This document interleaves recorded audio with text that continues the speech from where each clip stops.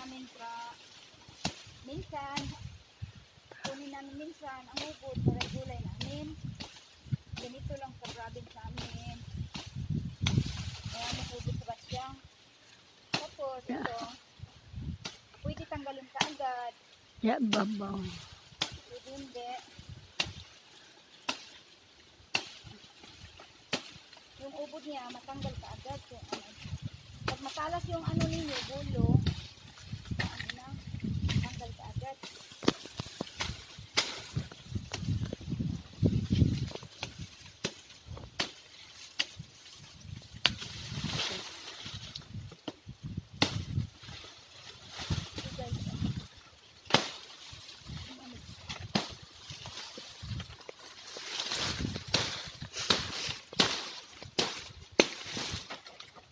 Guys, ano siya?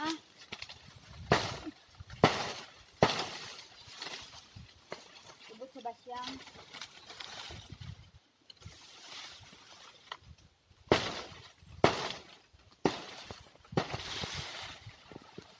Diba? So, ubod sa basyang, ganyan lang. Easy lang. Easy lang pag kunin ito ang ubod.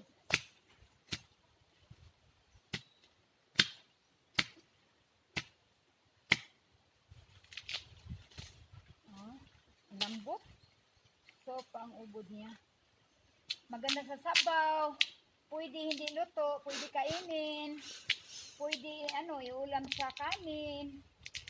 Pwede sa araw-araw. Yung iba naman dito sa amin, ibang tao, kuha sila sa araw-araw. Gawa nila sabaw. Pero sa amin, igisa ko lang. Pwede din sa sabaw. Tingnan ninyo,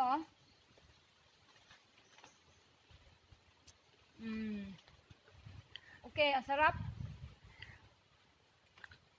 Ang sarap.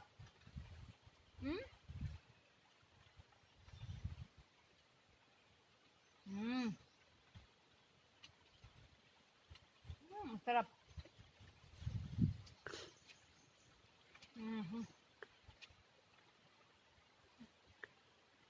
Sobrang sarap.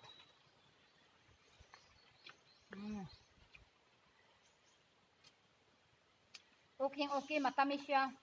Ubod sa basyang matamis. Sobrang sarap talaga. Dalhin ko to sa amin ang lahat. Ano ko sa sabaw.